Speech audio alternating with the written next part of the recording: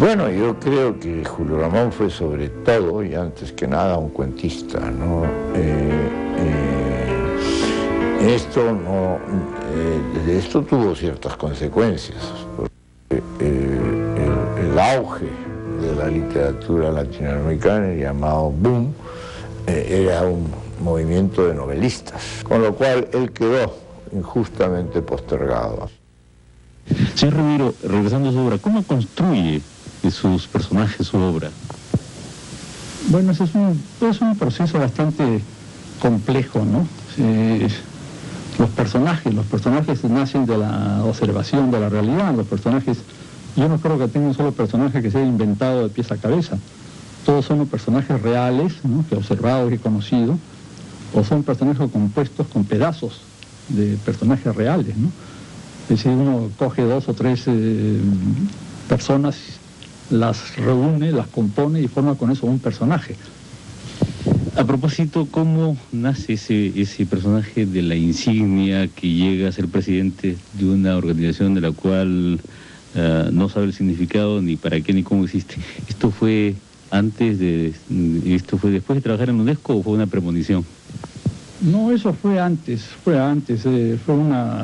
estuvo inspirado en un caso familiar, ¿no?, que conocí, ¿no?, de un tío que entró a una organización cuyo nombre no voy a decir, ¿no?, una asociación, un poco sin saber de qué se trataba, y poco a poco fue ascendiendo, hasta llegar pues a ocupar un cargo importante.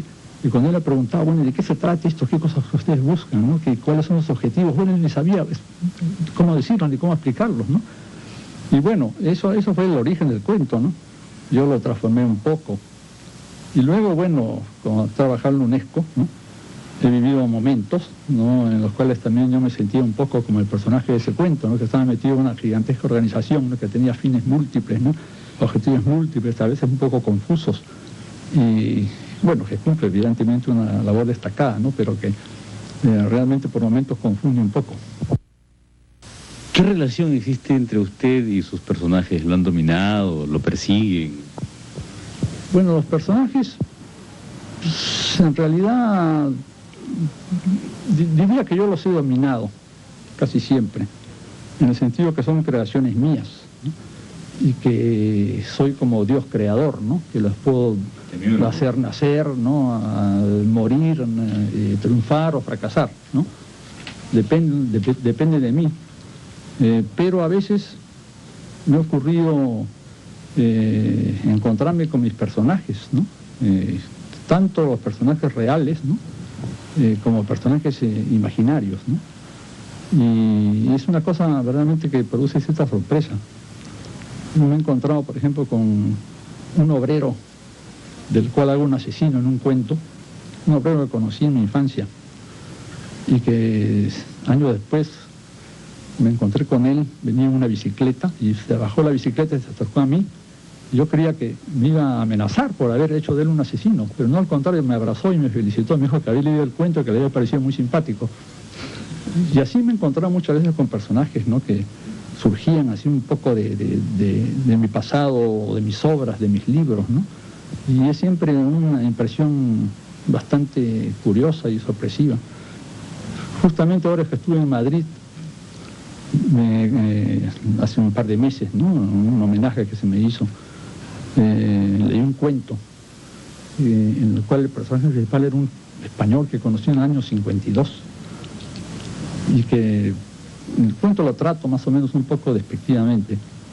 Y en medio de mi lectura del cuento se levanta un tipo del auditorio, se acerca a mí y era este español que yo había descrito, ¿no?, y que reaparecía 40 años más tarde, ¿no?, saliendo de un cuento mío, ¿no?, a la realidad.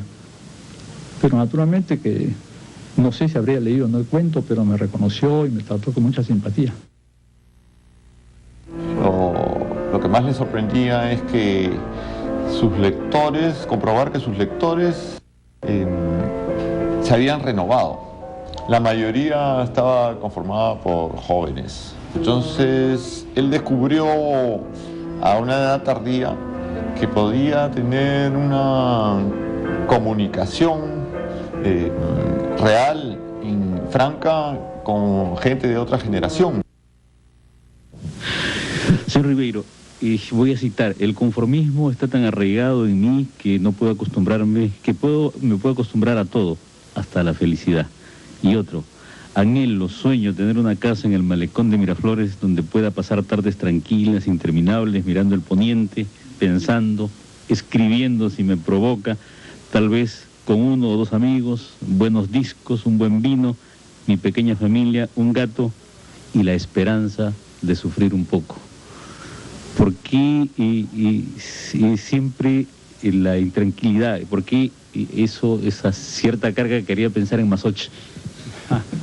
No, bueno, quizás de todos modos esa especie de aspiración que manifiesto en ese texto que has leído, la ha realizado, ¿no? Estoy en un malecón, no será Miraflores, pero es Barranco, que está cerca, estoy frente al mar, tengo independencia, vienen a verme 2 o 3 amigos, ¿no? No tengo gato, es cierto, esta vez, ¿no? Una ventana al mar. Una ventana al mar, pero escucho música, leo, escribo cuando me place, pero eso de sufrir sí que no recordaría por qué lo puse. Quizá porque es necesario siempre una cierta dosis de sufrimiento para poder escribir, ¿no? Para poder crear, porque la felicidad no creo que sea un sentimiento, un estado que sea muy fructífero.